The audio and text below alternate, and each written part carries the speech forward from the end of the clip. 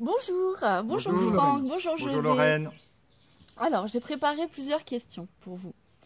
Ma première question, j'aimerais que vous essayiez de me décrire votre expérience. On parle souvent de non-dualité. Pourquoi est-ce que on parle de non-dualité? Alors, bonjour. Vas-y Franck, c'est une question pour toi Donc, une aussi. question pour vous, oui. Donc, il ne s'agit pas d'une expérience, premier point. Et deuxième point, la dualité n'existe pas. Il n'y a qu'unité. Donc, quand on parle de non-dualité, le concept de non-dualité repose sur le fait qu'il y a quelque chose que la dualité existe, mais ça n'existe pas. Il n'y a qu'unité.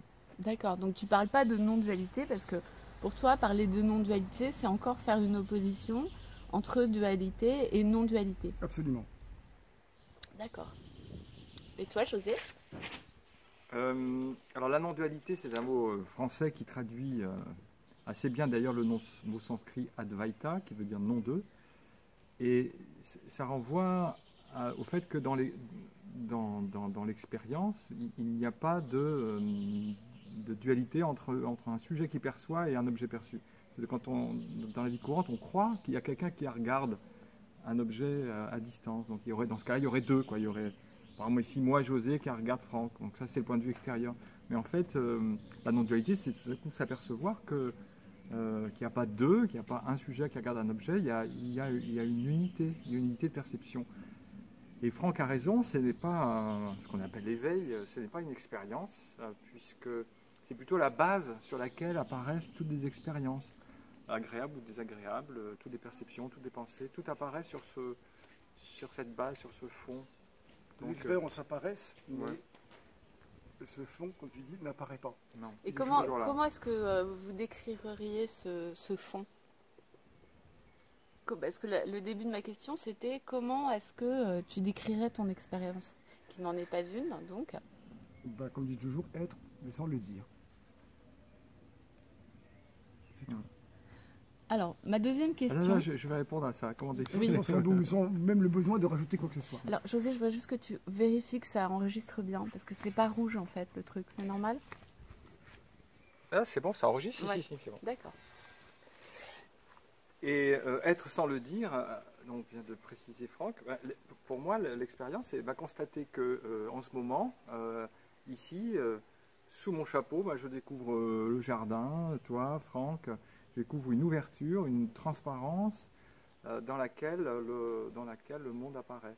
Et c'est pareil pour vous qui regardez cet écran en ce moment, au-dessus de vos épaules, il y a un grand espace clair, transparent, sans limite, sans forme, espace dans lequel apparaît donc pour vous l'écran, etc. Donc, et pour moi le jardin en ce moment. Donc c'est extrêmement simple, en fait, extrêmement évident. Juste noter que tout apparaît dans une grande ouverture, une grande transparence. Alors, ma deuxième question, c'est quelle place a dans votre expérience, dans cette réalité, la personne de Franck, la personne de José? Est-ce que vous faites une distinction entre l'ego et la personne? Et on entend souvent dire que la personne a disparu. Mais l'expérience étant paradoxale, qu'est-ce que vous pensez de cette affirmation?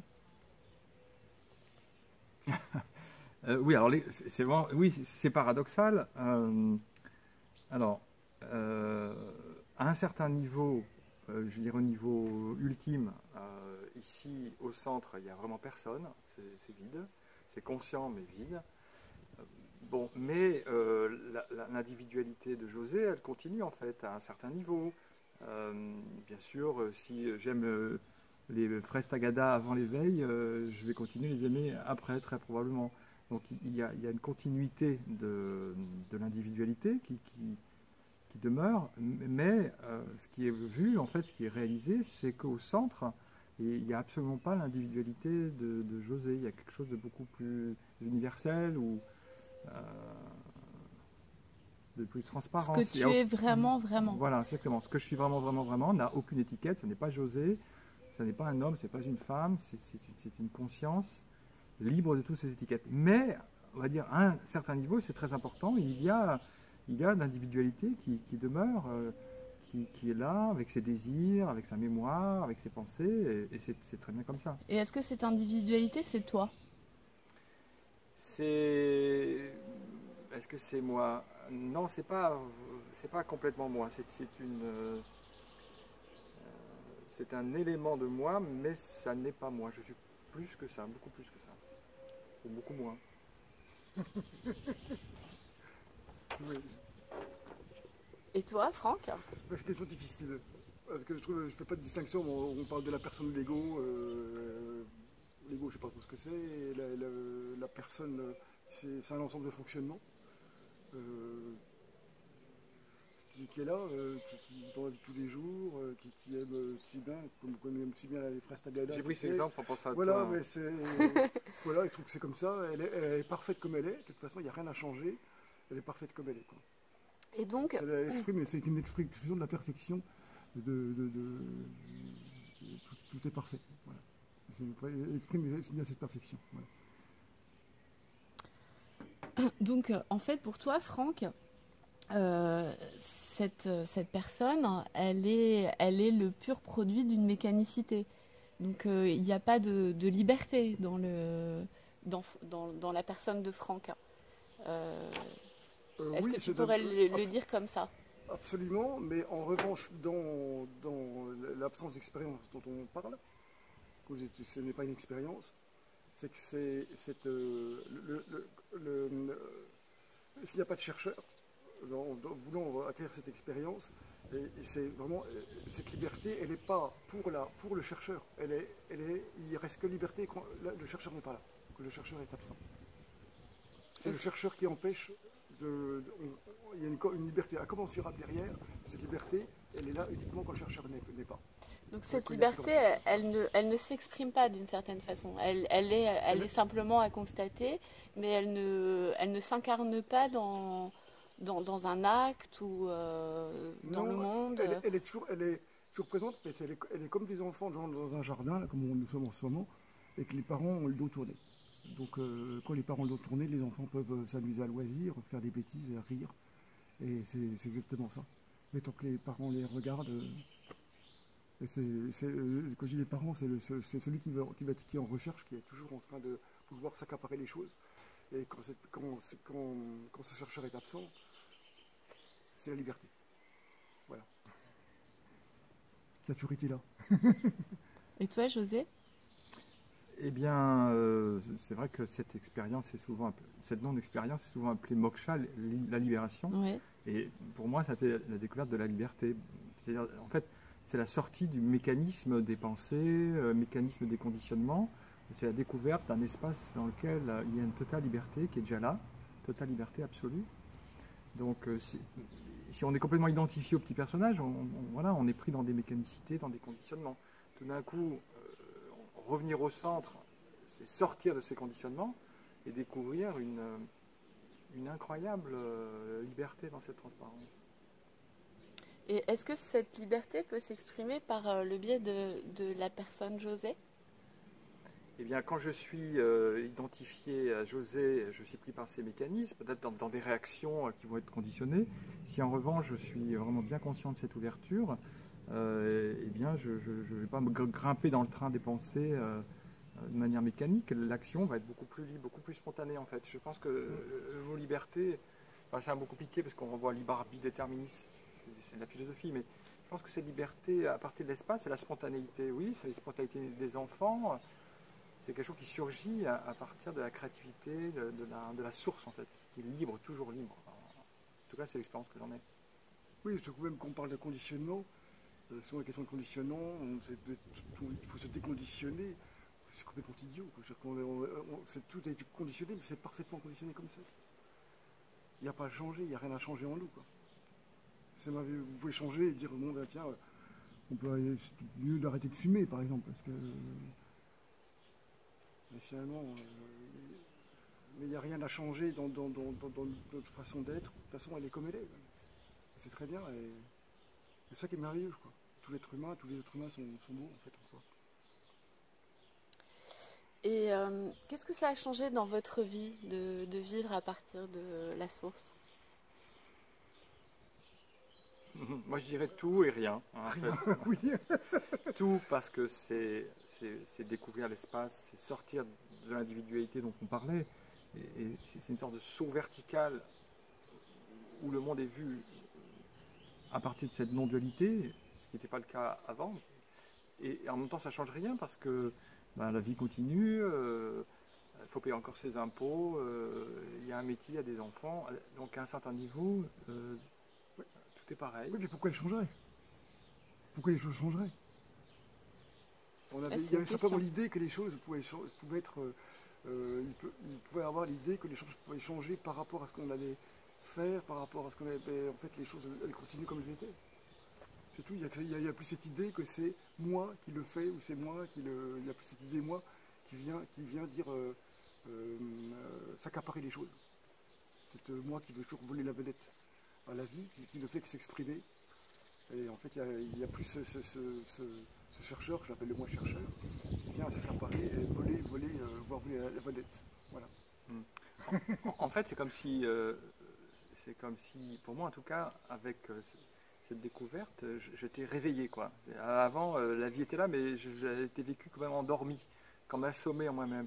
Et là, tout d'un coup, il y a cette clarté, cette vie nouvelle qui est là, qui était là avant mais inaperçue. Et c'est ça qui change. La vie est enfin vécue, quoi, enfin, à partir de cette transparence, de cette intensité, et vécue par personne. C'est ça qui est incroyable. En quelque sorte, qui s'éveille, c'est la réalité. C'est la pas réalité. toi. Non, c'est pas moi qui... C'est le monde lui-même qui s'éveille à lui-même. Voilà, parce que quand on pense qu'on est au maxi, enfin, on pense qu'on est conscient. Et en fait, on n'est pas conscient, on est endormi. C'est ça qui est curieux. Si on m'avait posé la question avant, j'aurais dit, non, je suis conscient, pourquoi vous me posez la question? Mais en réalité, cette conscience est profondément endormie. Et là, quand soudainement il y a ce réveil, la vie demeure, mais vécue, enfin vécue, avec cette clarté qui est nouvelle en fait. Et c'est ça qui change. Ça change tout, parce qu'on est réveillé d'entre les morts, et en même temps ça ne change rien, parce que la vie continue. Mais... Et qu'est-ce qui se réveille? Qu'est-ce qui se réveille? Parce que tout à l'heure tu disais que finalement il n'y avait personne derrière la réalité. Donc qu'est-ce qui se réveille? Parce que tu parles du jeu. En fait, finalement cet éveil il a toujours été là en arrière-plan. C'est toujours eu cette ouverture. Mais c'est comme si l'attention n'était pas du tout n'était pas tournée vers cette source. Donc ce qui se réveille, c'est personne en fait. De toute façon, ça se passe dans le moi, mais pas dans le plus. C'est quelque chose qui disparaît au profit d'une présence qui a toujours été là. C'est simplement c'est quelque chose qui a disparu. C'est quelque chose qui... C'est ça, c'est cette disparition c'est pas quelque chose en plus. Ouais. C'est pas quelque chose... Ah, c'est la disparition du petit bonhomme qui s'imaginait être caché derrière les yeux en train de regarder le monde. C'est cette illusion qui joue au chef d'orchestre qui dirigeait le monde, et en fait il n'a jamais rien fait quoi que ce soit. Il n'a jamais fait quoi que ce soit. Il n'y a jamais eu de chef d'orchestre. Il n'y a jamais eu de chef d'orchestre.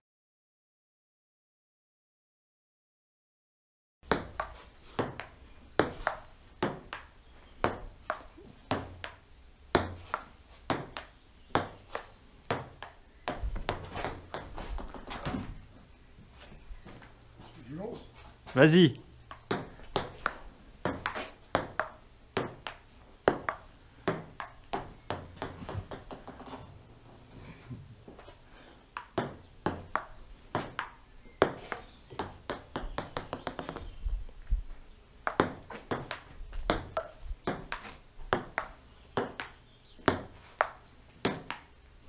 Ah.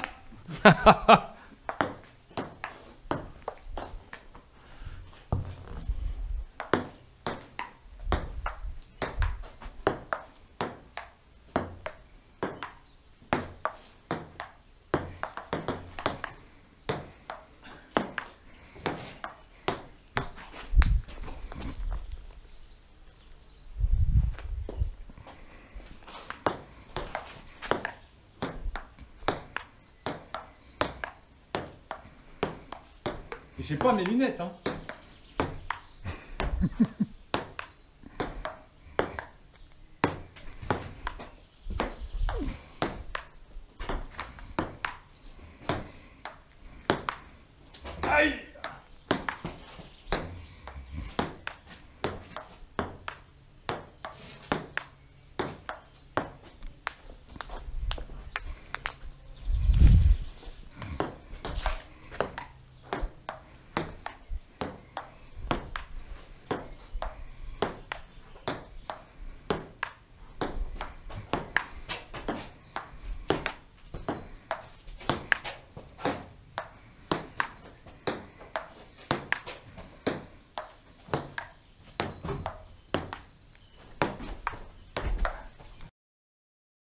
Allez, on recommence. Voilà. Attends. Oh non, bah, Et on tourne. Action. je fais essayer de me bafouiller alors. Là, en plus, c'est dur parce que je suis obligé de m'entraîner à parler doucement. Ouais, faut Voilà, parler doucement. parle C'est doucement, extrêmement c'est bien. difficile pour Ouais, moi. ouais. Vas-y Lorraine, pose ta question.